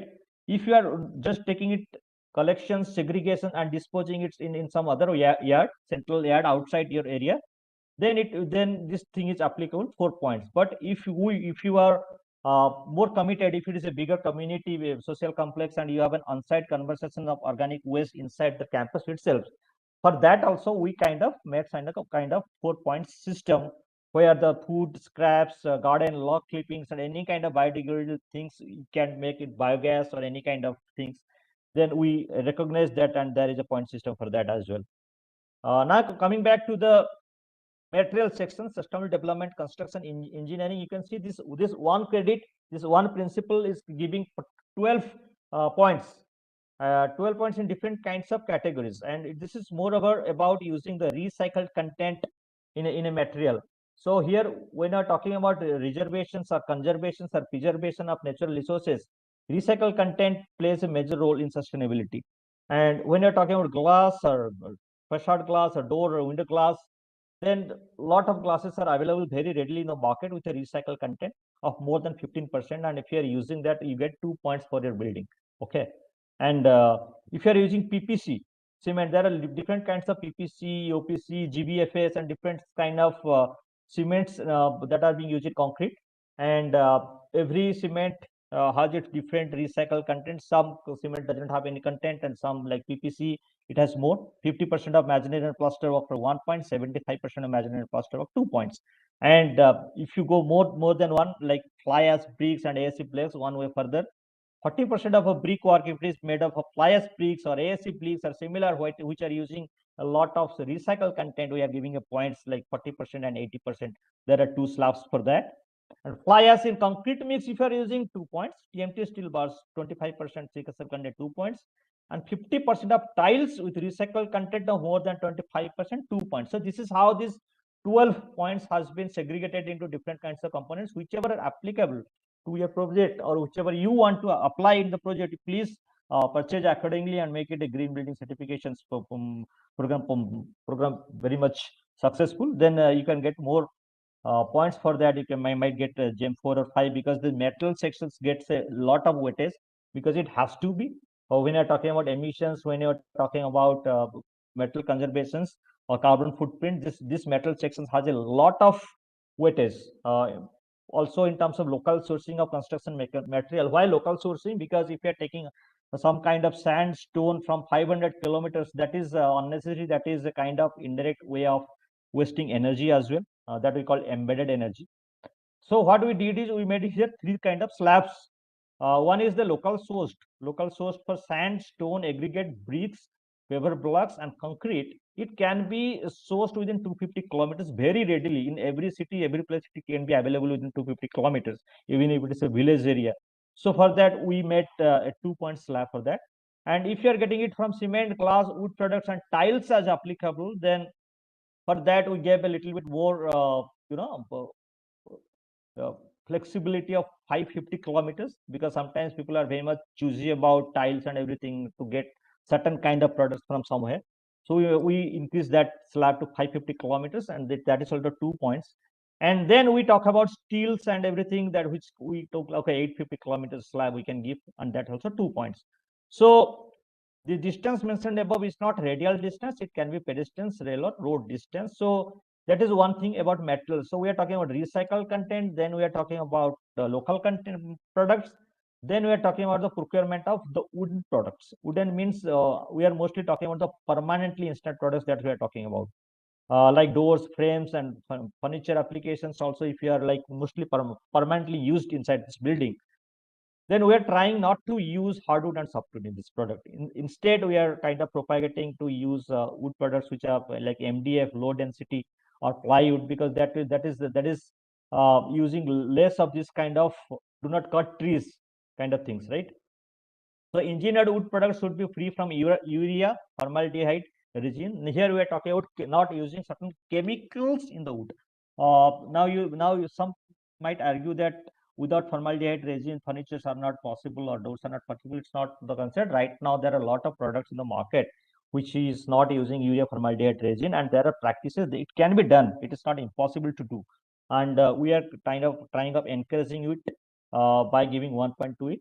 And the next one will be the rapidly renewable metals, like your by cost of wood, 10% of total cost of wood product used in the project. Rapidly renewable metals, for example, bamboo. Rather than doing something in the bamboo in a banyan wood without cutting that tree, if you do it in a bamboo, like, but some might argue that okay, uh, bamboo might doesn't have that kind of strength, or this wood is better than that wood. That is a kind of different debate. But what we are trying to do is rapidly renewable materials also have strength, and it has been demonstrated that lot of things have been bamboo structures are strong enough to take certain loads if it is designed in certain ways. And if it is rapidly renewable as well, like one bamboo tree or bamboo lump, it takes almost, let's say, 3 years, versus another tree which takes 50 years. We definitely will try to preserve that 50 years thing, because it takes a long time for the nature to groom it. So that's how this thing comes. This is an aesthetic point of view also. It doesn't look good to such kind of products, sofa kind of bamboo sofas, flyers products. And you can see here the glasses, craft steels, and these products are being used extensively nowadays in different kinds of products, and it is readily available in the market as well. So now coming back to the activities for corporate social responsibility, in the beginning of our presentations, I was talking about UN SDG goals and COP. Also, we mentioned about today. Dr. Kaviraj also lay emphasis on that. So here we are trying to recognize all kinds of corporate social responsibility that a green building sector is also doing. We recognize it, and we give it 2 points for that. It might become covered in any kind of form in this SDG goals. And if you are any kind of innovation specific to that building, then you also get some kind of points. And you have a GM certified professionals in a project in a process, 1 point. And if you're two or more GM certified process, there are 2 points.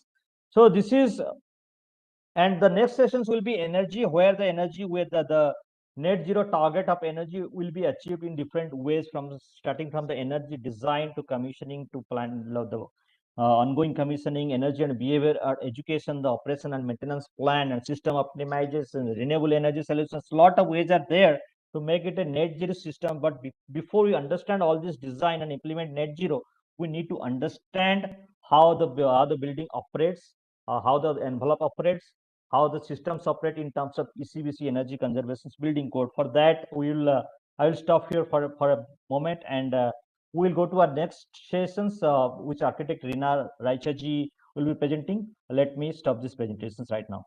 Just a moment.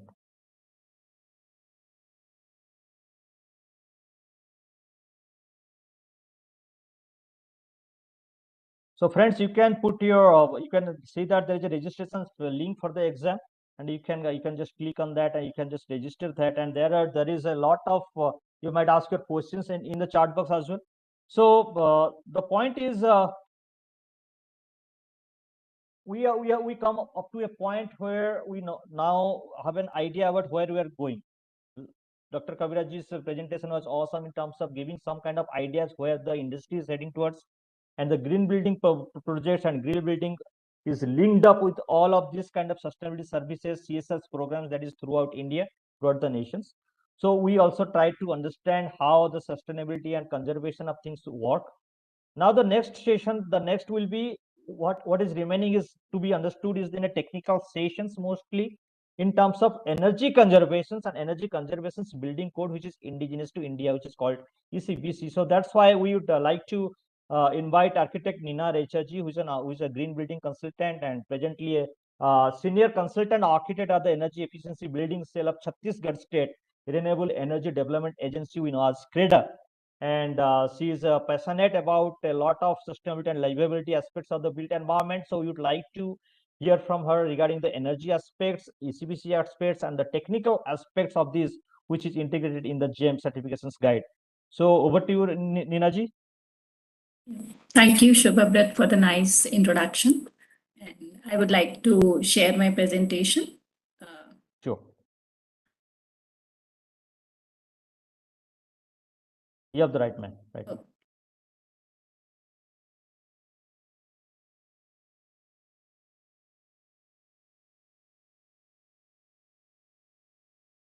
Is that visible? Okay, so I will be talking. I'll be talking about principle number 23 to 27, which is basically the energy management best practices, then efficient electrical equipment and systems, use of imperishable, that is the renewable energy resources, and optimal use of natural light and healthy indoor environment quality. So, but before I begin with the details of GEM rating system, I would like to introduce like what is energy conservation building code, because these principles are based on energy reference to energy conservation building code. And so basically energy conservation building code provides minimum standards for designing an energy efficient building. And it also provides like two sets of incremental requirements in the sense like there is one ECBC building, then ECBC plus building, and super ECBC buildings. So the scope or the purview of energy conservation building code is based on three parameters. One is the connected load, the other is contract demand, and built up area. We'll discuss these in detail. And then the minimum energy performance standards are covered in building envelope part. The comfort system controls, that is chapter 4. Why I'm specifying chapters is that because the ASSOCHAM GEM rating system gives a reference to these chapters, and one must remember this from the exam perspective. That is building envelope chapter 4, comfort systems and controls chapter 5, lighting and controls chapter 6, and electrical and renewable energy systems is chapter 7. There are two methods of compliances. One is prescriptive approach along with trade-off for building envelope part, and a whole building performance approach, which is covered in the chapter 9. So basically the scope, as I discussed earlier, that it has a connected load criteria, contract demand criteria, and built up area criteria. So the national code, the national ECBC code says that any building, any commercial building that has a connected load of 100 kilowatt or above, or a contract demand of 120 kVA and above, will fall under the purview of energy conservation building code.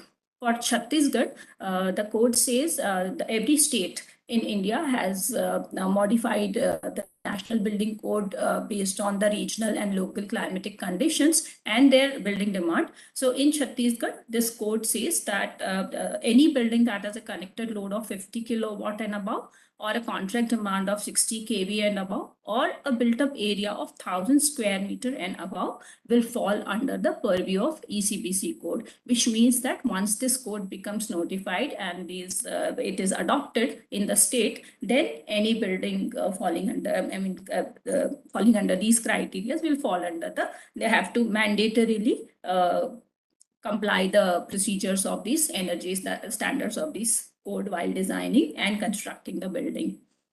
This also, the other scope is that in terms of addition and alteration of the building, if the building undergoes alteration or addition and the connected load increases to 50 kilowatt, or the built up area of the addition and alteration exceeds 1,000 square meter, then the new part of the building will also fall under the purview of ECBC.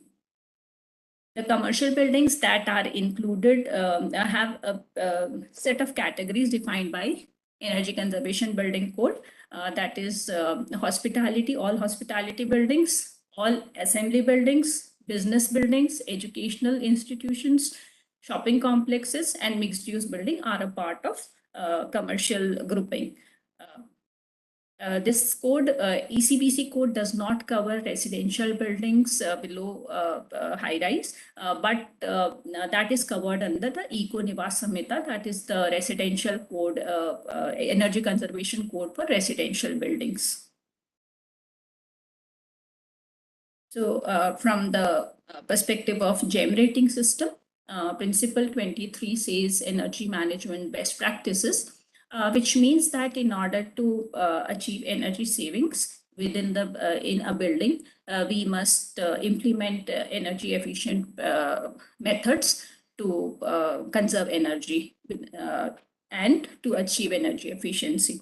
So basically, it says that any projects other than residential have to refer to ECBC 2017, Energy Conservation Building Code 2017, which prescribes certain mandatory requirements, and there is another compliance path. So mandatory requirements, as I mentioned earlier in the chapters, are covered in sections 4.2, 5.2, 6.2, and 7.2, which means that all the chapters like building envelope part, the mechanical systems and controls, electrical systems and control, and the renewable energy part are covered, have certain mandatory requirements to comply with.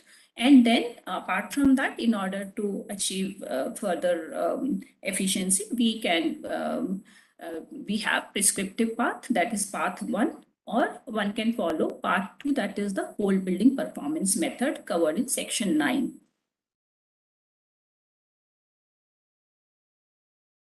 So from path 1, that is the prescriptive method, section covered R4, section 4.3, 5.3, 5.4, and 5.5 and 6.3.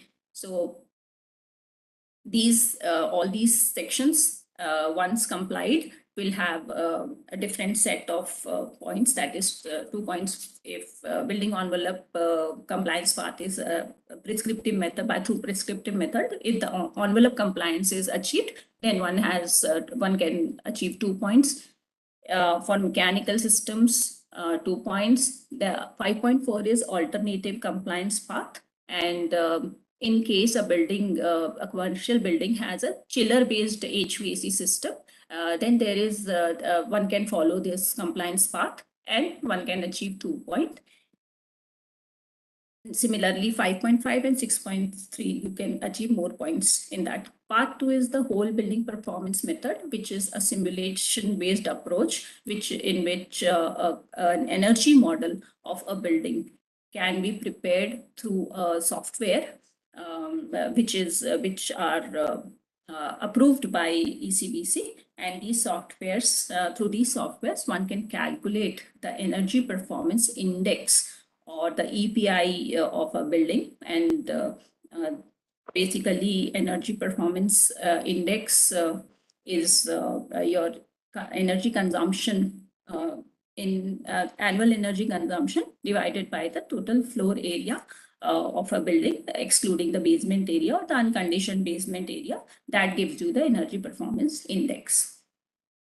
Energy performance ratio, which here is mentioned, is your energy performance index is the ratio of the standard EPI of the standard the proposed building design case to the standard building design case. Now, the proposed building design is the design that has been actually proposed for construction, whereas the baseline that the standard building is the building that follows all the prescriptive criteria, and that is how what the energy consumption of that building is specified following the prescriptive criteria. Whereas the proposed case, one tries to achieve a better energy performance, so that the energy consumption should be lesser than the standard case. So all the energy conservation measures which are implemented on a proposed case will give you better energy efficiency, and thereby that should be less than 1. And here, that is how it specifies that energy performance index ratio equal to 1 is mandatory. That is, your standard case and the proposed case energy performance should be equal. If one achieves a better energy performance ratio, energy performance index ratio, which is equal to 0.95, one can achieve 6 points. And similarly, if EPI ratio is equal to 0.8, then one can achieve 12 points.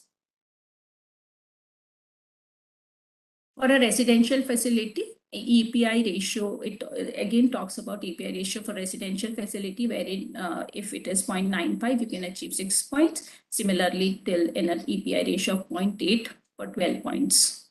As I earlier mentioned, that energy performance index is the annual energy consumption of a building in kilowatt hours, or what we call as units of like total units consumed by a building through in 1 year, that is 8760 hours, divided by the total built up area of the facility, but excluding the basement area, which are unconditioned, in case basement is there in the building. And EPI ratio is the EPI of proposed building divided by the EPI of standard building.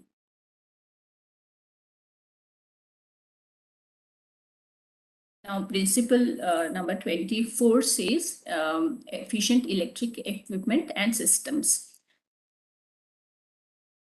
So here the requirement to install energy in terms to in order to comply with the ECBC code, it talks about the total loss value of the transformers. So which says that based on the IS code 1180, the total loss of oil type transformers should not be more than 5%.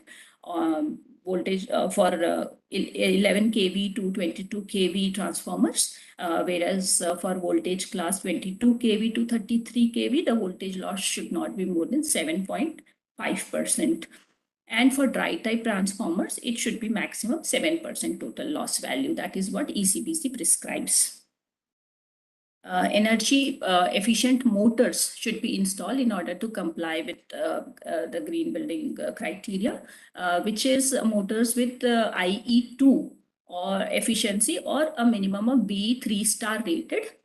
If motors are specified in the building design, then it will achieve 1 point. If IE3 motors are installed and B 4-star rating is available, then 2 points. And for motor IE4, which is super premium efficiency motor, which are B 5-star rated motors, if they are installed or prescribed within the building, then one can achieve 3 points. And especially there is the note that industrial project, the motors installed are for non-process application, which is the motors which are not used for the manufacturing processes. This is applicable only to those motors. So documents to be submitted is basically your brochures, your bills, invoices, test reports, or design calculations, and the site photographs in order to achieve this compliance. Next is the imperishable energy resources, or we also call it the renewable energy resources, which gives you 8 points for this credit achievement. And if one has to install renewable energy resources, then Energy Conservation Building Code says that it defines a renewable energy generating zone, and the Energy Conservation Building Code says that a dedicated energy generating zone, which should be like minimum 25% of the roof area, total roof area, or 1% of the total peak demand. That should be peak demand or the connected load, whichever is minimum. One can have renewable energy systems installed based on that. So if if 5% of the contract demand of the project one installs renewable system, then one can achieve 1 point, and for 25% of the contract demand, that is if you are offsetting this demand, that is like 25% of the contract demand, if being offset by the renewable systems, will achieve 5 point. Similarly, for contract demand 10 to another 30, that is will be achieving 1 to 3 points if you are installing renewable systems off-site, not the rooftop one, but the off-site renewable systems will achieve 1 to 3 points if we are offsetting a contract demand of 10 to 30%. Now, optimal use of natural daylight will give you 6 points. ECBC code also talks about natural daylight, and it ensures that at least 40% of any occupied area for 90% of the time of the year should should have daylight, access to daylight, and this is covered in Chapter 4, Section 4.2.3.1, and this is a mandatory requirement for complying to this rating system. Then there are other credits that if 60% of the occupied space will have daylight requirements, then you can achieve 2 points. And if you if 80% of the occupied space has daylight, then you can achieve 4 points. Then now this has to be like integrated with the artificial daylight systems, which is the sensor-based daylight. That is in the common areas or the corridors or lift lobbies, parking exteriors, etc. It has, if they are integrated with occupancy sensors or the daylight sensors, then one can achieve 2 additional points. And for commercial and industrial units such as office spaces, common areas, corridors, if these spaces have occupancy sensors, then one can achieve 2 points. But yes, they have to be integrated with the artificial lighting systems. Now, for last, the principle healthy indoor environment quality, GEM rating system follows ASHRAE guidelines. So any mechanical systems or the mechanical ventilation systems and the residential systems where there are centralized chiller-based HVAC systems, the has to follow ASHRAE 62.1 2010 guidelines, where the or if a local code is applicable in that case, then that if it is more stringent than the ASHRAE 62.1, then that code will be applicable. And these are essential guidelines that these have minimum requirements have to be followed. Now, for outdoor air, now as we all have observed that outdoor air could be like carrying a lot of pollutants. So the filtering media, that is when in a centrally air conditioned facility, at least MERV 8 rated filtering media should be installed in order to promote fresh air within the occupied areas.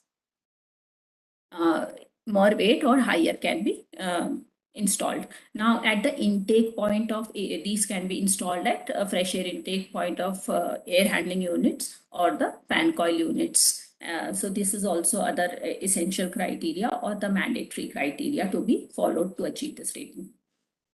Now outdoor fresh air systems, the distance, the location is also very important as to where these outdoor openings from where the fresh air intake is being taken. That location is also very important.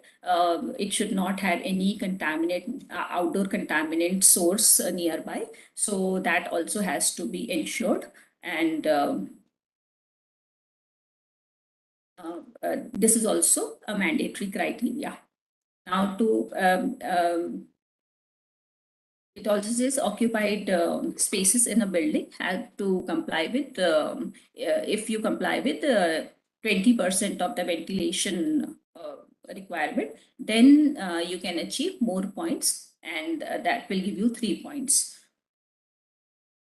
Now, carbon dioxide monitoring alarm, as we all know that in a closed space which is occupied, carbon dioxide content keeps rising because of our exhalation from, and this carbon dioxide is also emitted from our equipments or other air appliances which are installed within the building. So carbon dioxide content, if it rises below above a certain level, is harmful for health of the occupants. So in order to monitor these carbon dioxide content, dioxide sensors are very necessary to be installed, and it is said that CO2 level should not increase 900 ppm. As we all know that any human being who exhales one breath of a human being, that has 35,000 to 50,000 ppm of carbon dioxide, which is 100 times more than the ppm of carbon dioxide available in the outside air. Now, this has, if we can imagine that if there are like 50 people sitting in a hall, how much carbon dioxide would be generating. So this has to be adequately flushed out of the inside the indoor environment and constantly by input of the fresh air. And so CO2 sensors are very, very important, and these can be either installed at the breathing level, which is 3 to 6 feet above the finished floor level, or they can also be installed at the return air duct path. So that is what generating system specifies. Now, natural and mechanical systems where during in the residential projects where split systems or window AC or VRF systems are installed, then the it is specified that operable area of the wall openings must be at least 8% of the net occupied floor area. And for kitchens, it should be like 4%. And this is the mandatory. All the operable area means the operable area or the operable wall opening means that if I have a opening or a window which has a sliding window installed on that opening, it means that the operable area is only 50%, or it could be if it is a 2-track window, or if it is a 3-track window, then my operable area is 66% around. If it is a casement window which can be opened on hinges, then I consider that the operable area of that window is 90%. So this operable area has to be considered, and minimum 8% of the floor area should be operable. That one has to keep in mind. So now additional points can be gained if this operable area increases to 9% or at least 10% to achieve more points, that is 3 points and 6 points. Now, again, as these operable areas should also, their proximity should also, it is also very important that any permanently operable window should not be more than 28 feet of the outdoors, and they should be directly facing the outdoor areas also, where the natural ventilation can be taken in. Now, if there are interior areas wherein direct openings are not possible, ventilation is provided through ducts or adjoining room, then it is mandatory that at least 10% of this area of the interior occupied space should be unobstructed, and it should be open. And this opening should not be less than 21 square feet. And it should be also readily accessible to the building occupants. And occupiable spaces that do not include, okay, so occupied spaces means that the spaces that are regularly or occupied for at a stretch more than 1 or 2 hours, these are called occupiable spaces. But spaces such as toilets or inactive storage areas or stair areas, they are not considered as occupiable spaces.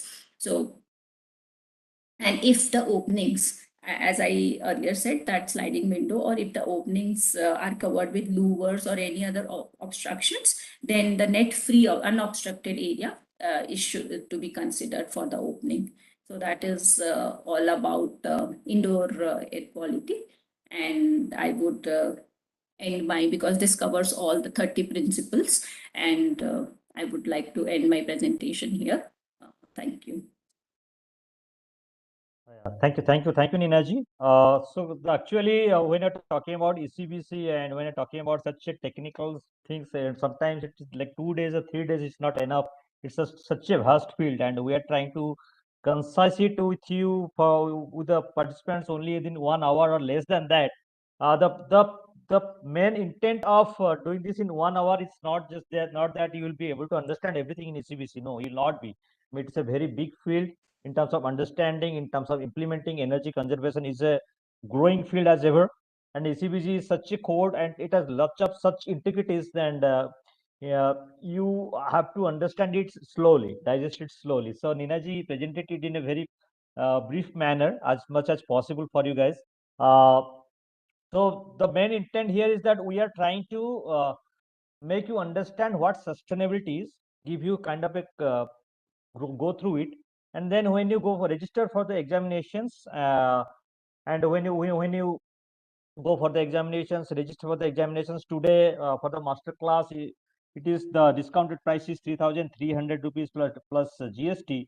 So if you can just register here, then you can use these reference guides and everything, and the reference guide is there for free. It is already available in your chart box. You can see, you can download from there. You will get all these materials that we went through in the last 2 or 3 hours or more. uh, Sustainability, guys, you can see that whoever is new to sustainability, and even if sustainability professionals are there for years, everybody knows that right now this is the time when this word is being used very extensively than before. Sometimes I feel this is like overly used. For example, I was using chocolate from Nestle, and it was using sustainability cocoa. Okay. Sustainability in terms of there are jobs which are available. Sustainability finance or account department, there is sustainability is being used. If you go about any kind of field, there is a sustainability. But the approach of sustainability is that we are talking about conservation of something. And now when we are talking about the buildings, when you're talking about architecture, when we're talking about MEP or any kind of engineering program or any kind of similar landscaping or something, here sustainability means we are trying to conserve the 5 elements of nature, maybe water or energy or the soil, or the air quality or the environmental quality, and some of it we are trying to conserve it by using some kind of parameters, some kind of regulatory frameworks. And accordingly, in the green building rating systems, we are giving it some kind of point system so that we can have a kind of comparison. GEM 5 versus GEM 4 versus GEM 1. There can be some kind of comparisons between this. Okay. So that is how we are building this sustainability green building rating code, and that's how we want you to make this credential.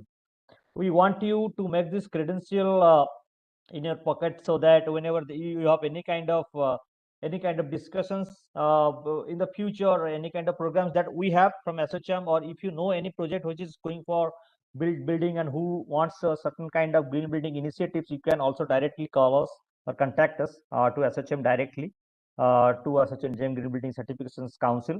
And uh, in that way, this GEM certifications has a lot to do, and we will be we'll try to introduce a lot more programs into GEM CPs in future. And there are audit programs and everything that we might try to integrate it. That discussions are right now going on.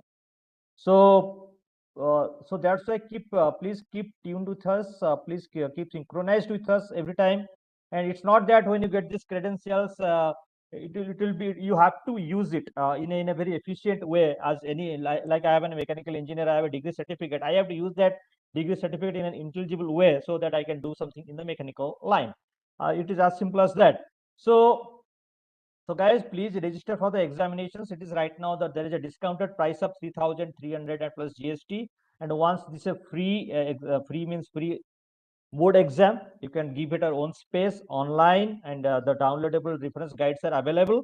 And once you pass this exam, the hard copy of the certificates will be mailed to you. That's why do not forget to give the right kind of addresses. Sometimes people give wrong address, and if it falls in the wrong place, then it is a lot of a hassle. So when you're registering, give the proper email ID, proper addresses and everything, so that we can communicate with you properly. Yes, the reference guide is right now the only thing that you need to understand, because that's what we are teaching in this master class. We are trying to give you a glimpse of that. You can keep it in your place when you're giving the exam. But the exam numbers, the exam papers, and the exam times cannot be changed. It's not that you will right away study there and give the exam. It will not work like that. You need to have a kind of thorough work through the reference guide. You need to understand what sustainability is. You need to understand all the principles. Then only this free mode or open book sources kind of exams work. Open book doesn't mean that you'll read it that time and it will pass. It's not like that. So give a little bit homework to that. Register for the exam, please, today at a discounted price. And if you have any kind of questions, let me scroll through it and we can take it. The gist of the exams, gist of the questions. So most of the questions here are about how can we apply this in big industry, in designing, in terms of constructions, without any cost impact to the client. And that is a very big thing, because sustainability at a time in few years, because or decades before, when these concepts came in every field, people are there is a myth that if you make green materials, the green materials are costlier. If you make kind of green initiative, which is costlier. But right now this thing has this myth has completely faded away. And in few years down the line, now that we are synchronized into this carbon credit, into the COPs, even UNSDGs, lot of national and international programs are going on. This sustainability market in the building is right now being aligned with everything.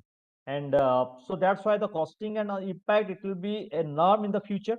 Rather, I will say that the cost impact will be decreasing, because if somebody is saving in the energy efficiency level, somebody is getting that credit in the energy utility bills, right? If you're putting some kind of amount in a some kind of air conditioning or some kind of energy efficient systems, you'll get that money back in terms of reductions in the energy bills.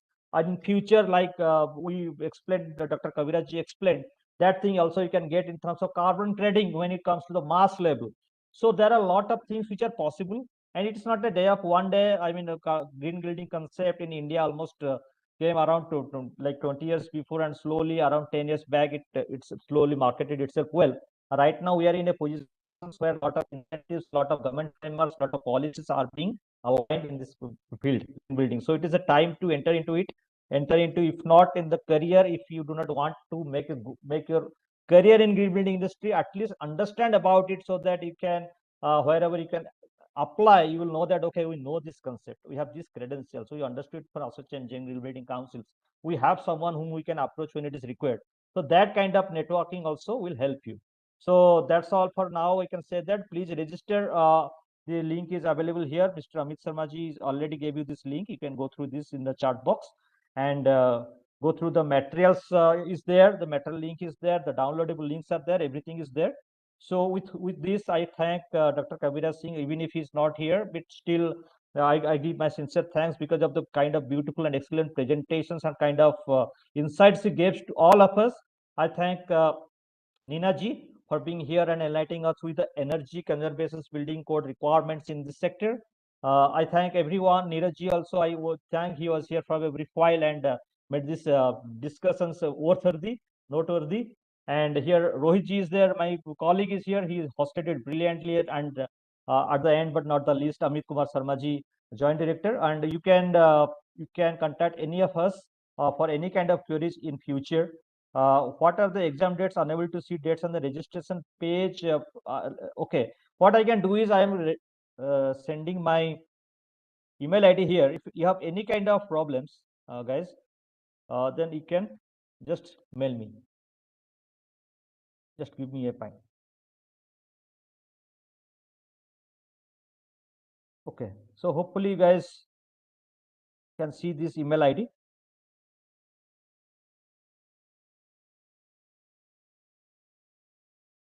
Yeah. So I gave you my email ID. If you have any kind of queries regarding any kind of projects, or in terms of any kind of project registrations or exam registrations problem, please give me an email, so that I can forward it to the appropriate person, and your queries will be taken. Thank you. Thank you. Thank you very much. Thank you, Nina ji. Thank you, everyone. Thank you, participants. Thank you. Take care. Thank you, everyone. So now we can conclude this meeting, Amiji.